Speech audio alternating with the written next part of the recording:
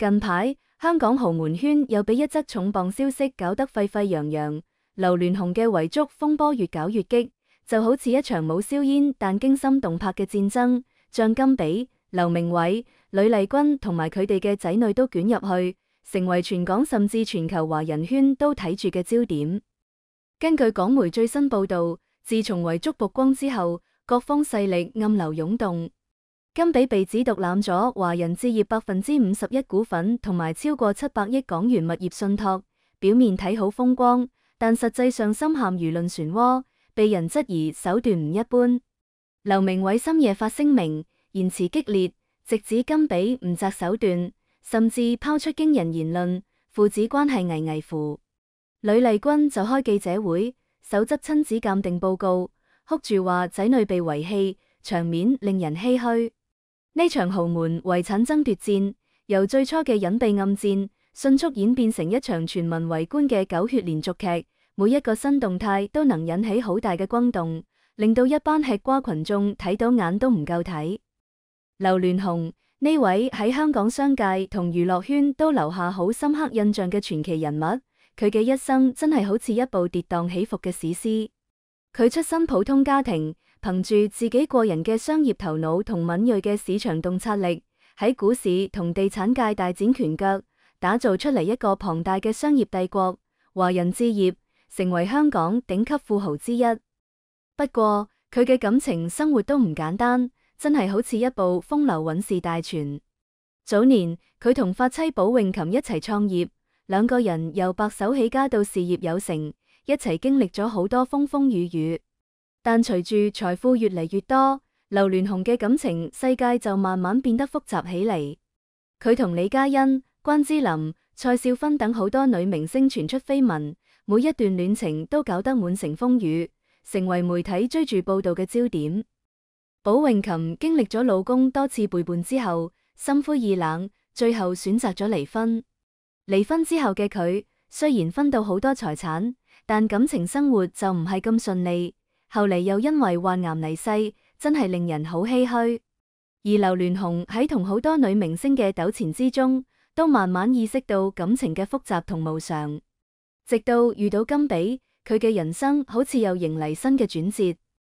2025年11月7號，香港養和醫院頂層嗰間豪華嘅 VIP 病房，被20個訓練有素嘅保鏢圍到水泄不通，好似一座戒備森嚴嘅城堡咁。病房入面，氣氛壓抑到令人喘唔過氣嚟。74歲嘅劉鑾雄躺喺病床上面，精神好萎靡，身體好虛弱，但佢嘅眼神入面卻透露出一絲堅定同決絕。當律師開始讀遺囑內容嘅時候，病房入面嘅空氣都好似凝固咗咁，每個人嘅目光都緊緊盯住律師手入面嘅文件，耳朵都豎到直直，生怕錯過任何一個字。甘比安安靜靜坐喺一邊，一直低住頭摸住自己無名指上面嗰粒好大好靚嘅鑽戒，嗰粒鑽戒喺燈光照射下閃住冷冷嘅光芒，好似喺講住佢此刻複雜嘅心情。佢嘅表情看似好平靜，但微微顫抖嘅雙手就出賣咗佢內心嘅緊張同不安。而劉鳴煒就緊緊攢住座椅嘅扶手，指節因為用力而變到好白，佢嘅身體微微向前傾，眼神入面充滿住憤怒同不甘。當律師讀到，根據劉先生嘅意願，華人置業51%股份由甘比女士代持，直到3名仔女年滿25歲嘅時候，劉鳴煒再也忍唔住啦，佢突然猛咁起身，大聲敲道：代持？我爸係咪被人落咗藥啊？佢嘅聲音喺病房入面回蕩，打破咗嗰個壓抑咗好耐嘅沉默。現場瞬間陷入一片混亂。甘比嘅律師團隊迅速圍咗上去，好似一班守住自己領地嘅衛士咁，緊緊護住文件，生怕俾劉鳴煒搶走。劉鑾雄嘅私人護士都趕快上前，輕聲勸咗道：劉生需要休息，大家唔好咁激動。不過嗰個時候情緒好激動嘅劉鳴煒哪裏聽得入耳啊？佢雙眼通紅，好似一頭被激怒嘅獅子咁，同甘比嘅律師團隊形成咗對視嘅局面。根據鬆可靠渠道搞到嘅遺囑副本顯示，甘比雖然名義上面掌控住千億資產，但實際上卻背住好重嘅隱形枷鎖。其中70%嘅股份設有唔可以出售限制，呢就意味住甘比喺仔女成年之前唔可以隨便將呢啲股份變現，只可以領取分紅。呢個條款看似令到甘比擁有咗巨額財富嘅管理權，但實際上就限制咗佢嘅資金流動性，令到佢唔可以自由支配呢啲資產。更加耐人尋味嘅係，家族信託基金嘅實際控制權仍然牢牢掌握喺劉鑾雄嘅私人財務顧問團隊手入面。呢啲財務顧問都係劉鑾雄多年嚟精心挑選同培養出嚟嘅，佢哋對劉鑾雄忠心耿耿，嚴格按照劉鑾雄嘅意願嚟管理家族信託基金。呢就意味住，甘比雖然表面上面掌控住華人置業大部分股份，但喺重大決策同資金使用方面，仍然需要受到財務顧問團隊嘅制約。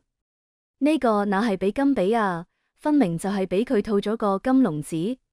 香港資深財務顧問李國強接受採訪嗰陣分析到，大劉既怕甘比揮霍家產，又想用財富綁住佢，確保3個未成年仔女嘅生活。佢呢個係下咗一盤好大嘅棋，既想維護家族嘅利益，又想保障仔女嘅未來。根據香港證監會內部文件顯示，呂麗君近年透過離岸公司投資加密貨幣，原本以為呢個係一條快速致富嘅捷徑，點知就陷入咗一個好大嘅投資陷阱。因為加密貨幣市場波動好大，佢嘅投資虧損好嚴重，超過15億港元一下子就化為烏有啦。為咗填補呢個好大嘅資金掘窿，呂麗君曾經向劉鑾雄借錢。佢以為憑住自己同劉鑾雄多年嘅感情，以及為劉家生咗一對仔女嘅功勞，劉鑾雄會毫不猶豫咁幫佢。不過劉鑾雄就提出咗一個條件，用仔女繼承權交換。呢就意味住，如果呂麗君想要得到借款，就必須放棄仔女喺遺產入面嘅部分權益。大劉早就對佢失望啦。一名同劉家交往密切嘅律師透露到，2016年呂麗君試圖透過媒體施壓，逼大劉結婚，結果反而加速咗佢哋嘅決裂。大劉認為佢係一個貪圖財富、唔擇手段嘅女人，唔值得信任。從嗰個時候開始，劉鑾雄對呂麗君嘅態度就越嚟越冷淡，喺遺產分配上面都對佢同仔女好苛刻。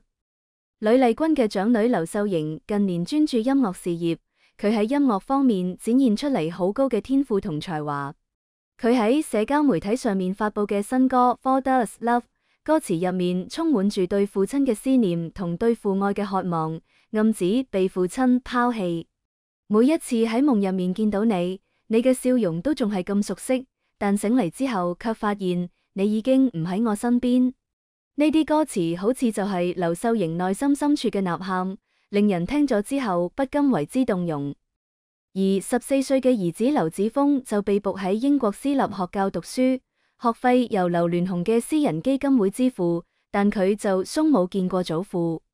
據劉子峰嘅班主任透露，劉子峰其實係一個好聰明、好懂事嘅細路，但佢性格內向，好少主動同其他人交流。有次佢畫咗一幅全家福，話入面冇爸爸。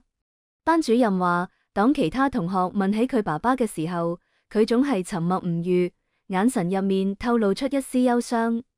可以睇得出，父母嘅感情糾紛同家庭嘅變故，對呢個年紀細細嘅細路造成咗好大嘅傷害。自從甘比2021年擔任華人置業行政總裁之後，公司嘅業績就好似坐咗滑梯咁，持續下滑。2023年財報顯示，公司淨虧損達到217億港元，呢個數字就好似一個好重嘅枷鎖，壓到甘比喘唔過氣嚟。造成公司業績虧損嘅主要原因就係對恒大股票同內地物業嘅投資貶值。當年恒大集團喺房地產市場上面好風光，華人置業都跟風投資咗好多恒大股票同內地物業。不過，隨住房地產市場嘅調控同恒大集團自身經營問題嘅暴露，恒大股票價格暴跌，內地物業嘅價值都大幅縮水。華人置業嘅呢啲投資一下子就變成咗燙手山芋，令到公司陷入咗巨額虧損嘅困境。甘比根本唔知商業。一名華人置業前董事毫不留情咁批評道：佢開會嗰陣總係喺度玩手機，對公司嘅業務一知半解，仲要決策全靠姐姐陳思韻拍板。呢位前董事又透露，甘比喺商業決策上面缺乏遠見同魄力，往往猶豫唔決，錯過咗好多扭轉局勢嘅機會。更加諷刺嘅係，甘比近年好熱衷於慈善事業，但就因為管理不善，俾香港慈善總會警告。佢喺慈善活動入面嘅表現雖然贏到咗一啲社會聲譽，但就唔可以掩蓋住佢喺商業管理方面嘅無能。根據公司內部郵件顯示，甘比嘅姐姐陳思韻曾經試圖推動華人置業轉型科技行業。佢認為，隨住時代嘅發展，科技行業將會成為未來嘅主導產業，華人置業必須緊跟時代步伐，先可以喺新時代嘅市場競爭入面立於不敗之地。不過，佢呢個提議就因為缺乏專業背景，俾董事會否決咗。董事會成員認為，陳思韻雖然喺商業管理方面有一定嘅經驗，但對科技行業並唔了解，盲目轉型可能會令到公司帶嚟更大嘅風險。根據劉鑾雄嘅私人財務顧問透露，遺囑入面設置咗一項觸發條款，如果甘比喺仔女成年之前再婚或者轉移資產，51%股份就會自動轉入家族信託基金。呢個條款就好似一把懸喺甘比頭頂上面嘅塔摩克里斯之劍，時刻提醒住佢要遵守遺囑嘅規定。大劉其實俾甘比挖咗個坑。該顧問透露到，佢既想用財富綁住佢，確保3個未成年仔女嘅生活，又怕佢背叛家族。呢種矛盾心理喺佢對劉鳴煒嘅態度上面都體現得好明顯，既想補償長子，又怕佢奪權。劉鑾雄喺遺囑入面巧妙咁設置咗各種條款同限制，試圖喺保障家族利益嘅同時，平衡各方勢力嘅關係。不過，佢呢番苦心能否得到理解？